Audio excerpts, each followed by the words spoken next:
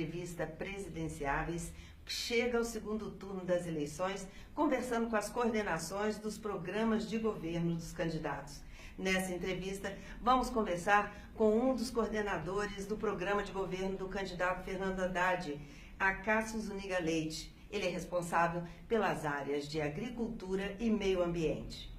Acácio Zuniga Leite é engenheiro florestal e graduado pela USP e analista em reforma e desenvolvimento agrário do INCRA. É também mestre em meio ambiente e desenvolvimento rural pela UNB. Possui experiência em avaliação e monitoramento de ações governamentais na temática agrária. Professor, seja bem-vindo ao estúdio da Asbraer. Muito obrigado por estar conosco. Obrigado pelo convite.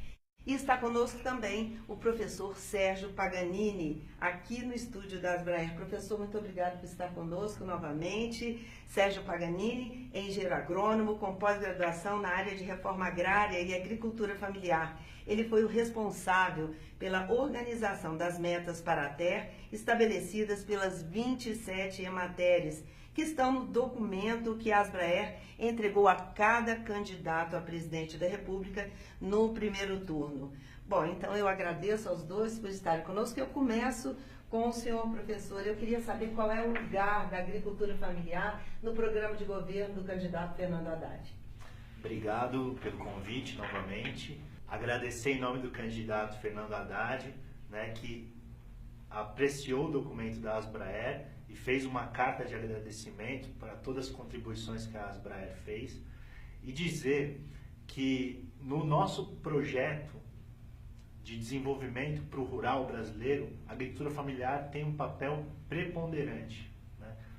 Nós estamos propondo um novo modelo de desenvolvimento para o Brasil e um novo modelo de desenvolvimento que contemple um processo de transição ecológica, que a agricultura familiar tem papel preponderante nele.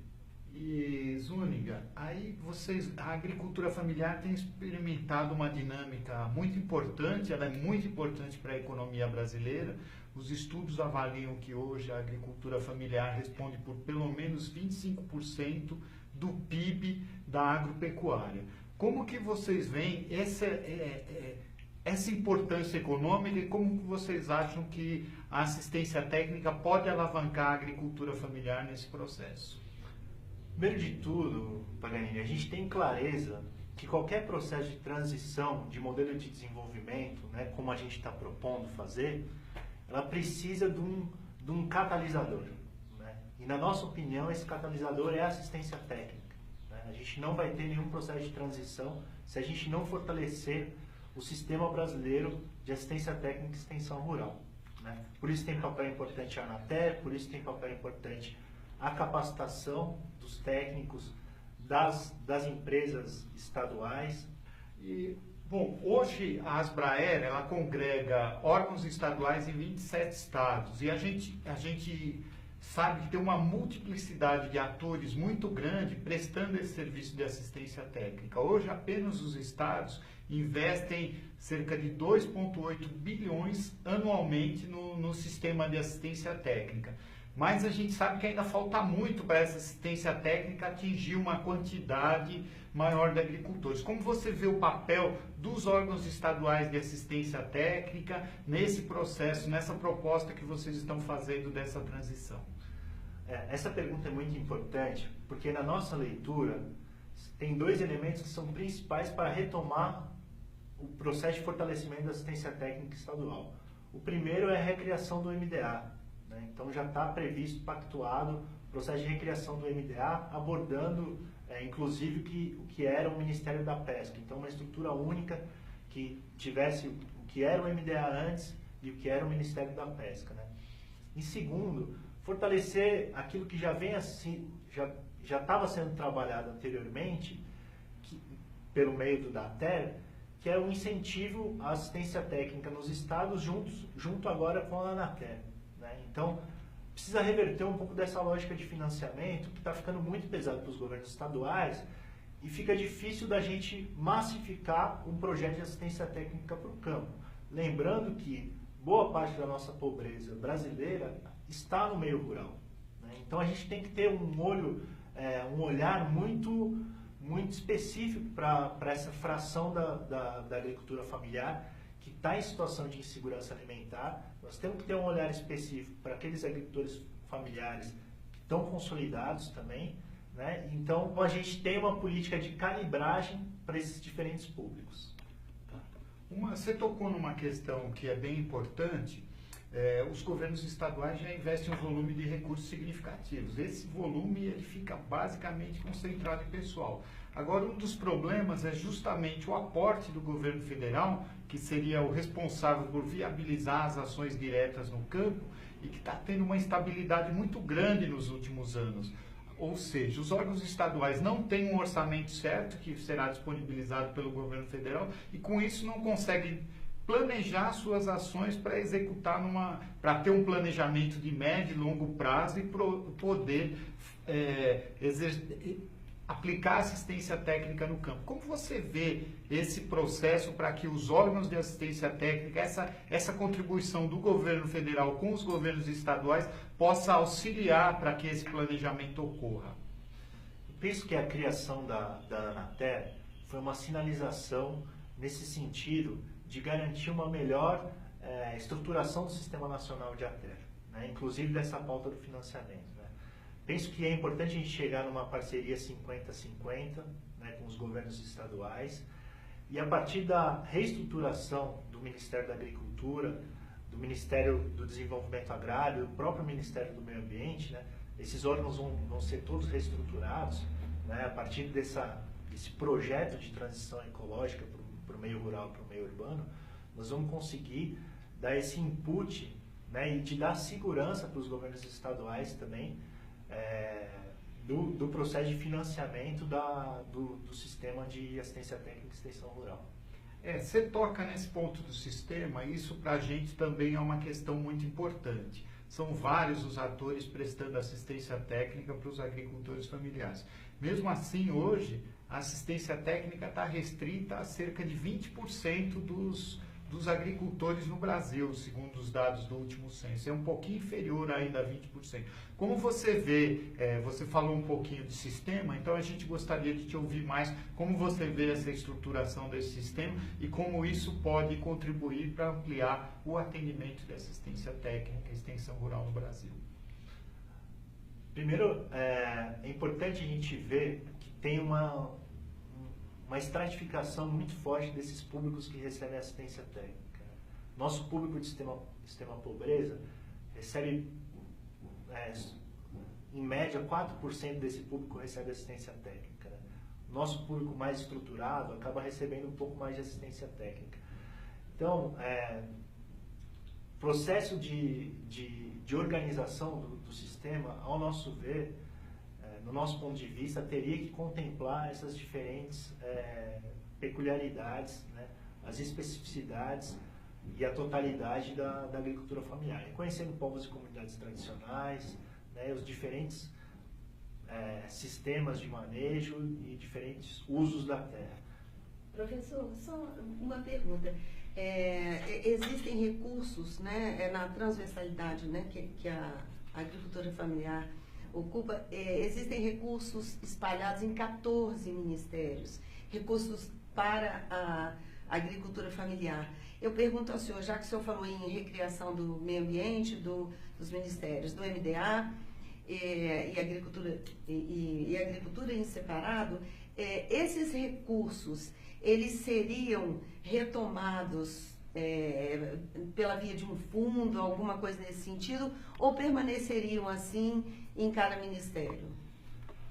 A ideia de um fundo é uma ideia muito positiva, inclusive para garantir essa perpetuação do sistema, né? Então, essa vai ser uma discussão posterior, mas particularmente eu vejo com muitos bons olhos a possibilidade de nós termos um fundo de assistência técnica, assim como nós temos um Fundo Nacional de Educação, assim como nós temos um Fundo Nacional de Meio Ambiente, né? A assistência técnica esse ano completa 70 anos, né, de criação, né, desde a fundação da ACAR em Minas Gerais, e não é possível que a gente passe esse tempo todo sem uma estruturação de fôlego dessa política, né, sem um financiamento garantidor.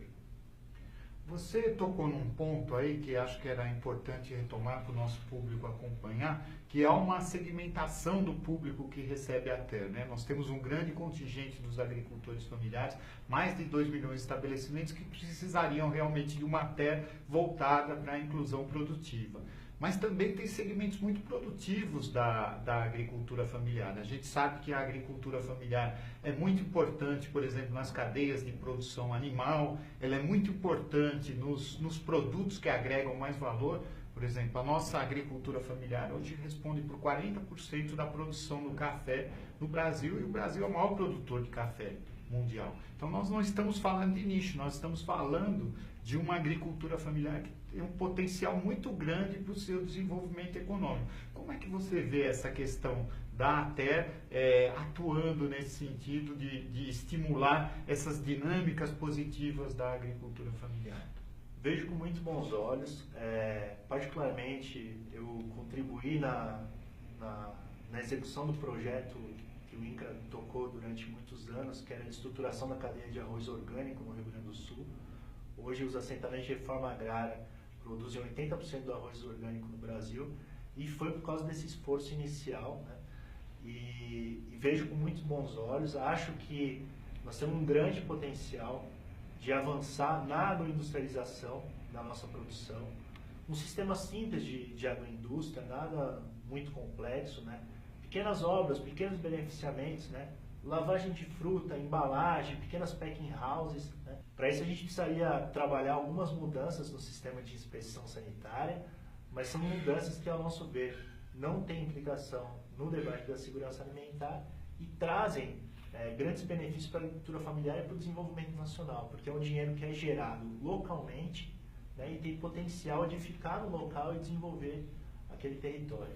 E o que o programa de vocês contempla no sentido da atualização do perfil profissional do nosso extensionista, daquele que está no contato direto com os agricultores familiares no campo, para esse tipo de assistência técnica que você mencionou e essa segmentação do público? Sem dúvida nenhuma, para a gente estruturar um programa de transição ecológica, como está previsto, nós vamos precisar de um sistema amplo de capacitação, formação, reciclagem, aberto, participativo, coordenado em conjunto com as Asbraer, com as universidades, com os institutos de pesquisa, né? Não vai ser uma mente brilhante aqui de Brasília que vai estruturar um programa desse de formação. Nós vamos precisar da ajuda e da participação de todo o acúmulo que o sistema Asbraer tem para coordenar esse processo junto com o governo federal.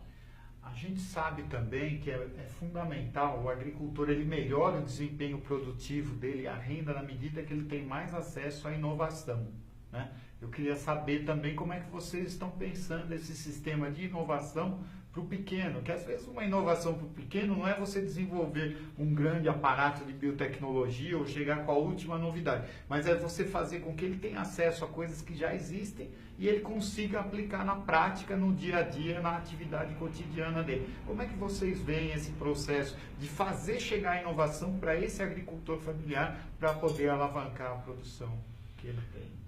Esse processo, o profissional da assistência técnica, ele tem um papel preponderante, e também reconhecer as experiências locais, né, que os próprios agricultores têm, é uma ferramenta de potencial gigantesco para a gente induzir esse processo de inovação e massificação, né? Certamente nós vamos ter que pensar dinâmicas e lógicas específicas de motivação desse processo de inovação.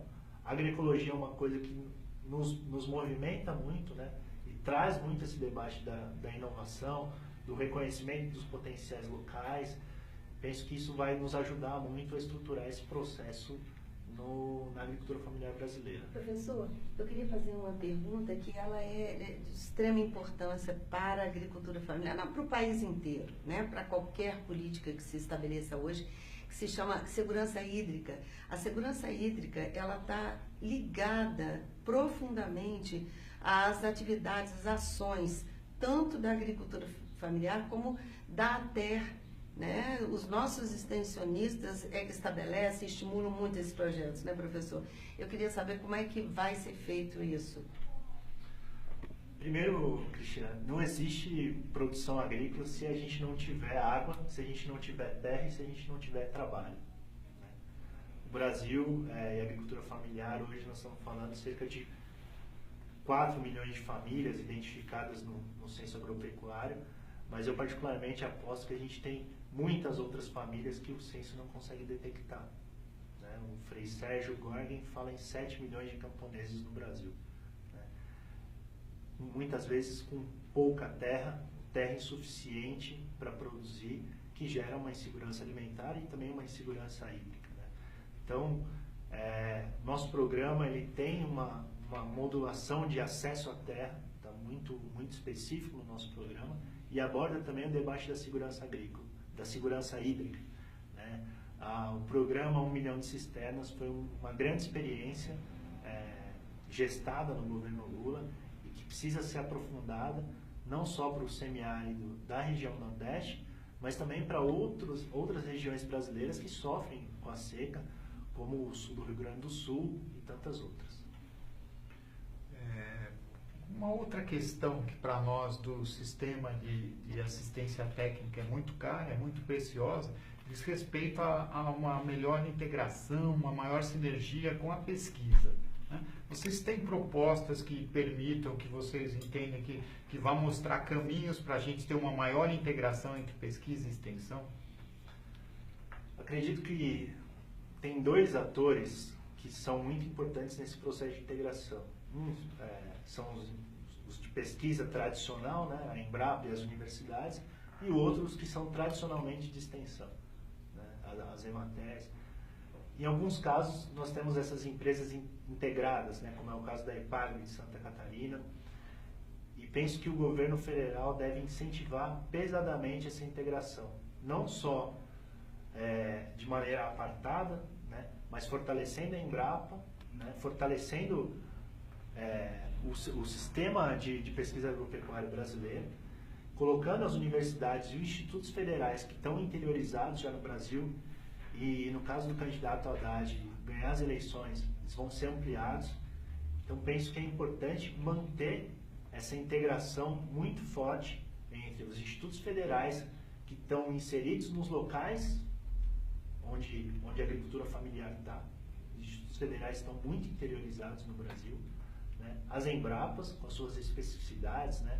Com as suas linhas específicas de pesquisa, e as EMATERs que estão também na ponta no dia a dia dos agricultores e agricultoras. Uma das questões também que para nós é bastante relevante é o monitoramento dos resultados da ação de ATER. A gente acredita hoje que o nosso sistema ainda não se desenvolveu, não alcançou todo o seu potencial, porque ainda há pouca mensuração dos resultados que a assistência técnica é capaz de produzir. E a gente sabe que sempre os locais que você tem mais integração ao mercado, mais evolução da agricultura, está normalmente associado com a prestação do serviço de assistência técnica. Como você vê essa questão do monitoramento e do acompanhamento dos resultados da assistência técnica e se isso vai ser estimulado pelo programa de governo do presidenciável? Eu não tenho dúvida nenhuma da relevância da assistência técnica e da extensão rural para a melhoria de vida das famílias da agricultura familiar. Isso, para mim, é algo muito presente, né? Eu tenho 12 anos de formado e vejo isso no dia a dia. Agora, eu concordo muito com você. Nas nossas estratégias de monitoramento, a gente ainda está batendo um pouco de cabeça em como resolver essa questão, né? Penso que nós, estruturando o sistema e colocando a Anatel para funcionar em alta velocidade, né? Não no carro do Flintstones como ela está hoje, isso vai nos possibilitar galgar grandes avanços no processo de monitoramento da ATER no Brasil. Bom, professor Acácio, professor Sérgio, eu agradeço muito a participação de vocês no programa Asbraer, Entrevistas Presidenciais, a gente falando aqui de programa de governo, que é um assunto premente, importantíssimo para todos nós, principalmente nós da agricultura familiar. Agradeço a vocês a participação e boa sorte a todos. Obrigado. Muito obrigada. E encerramos aqui o programa Asbraer Entrevista Presidenciáveis, desta vez conversando com as coordenações dos programas de governo dos candidatos. Até lá.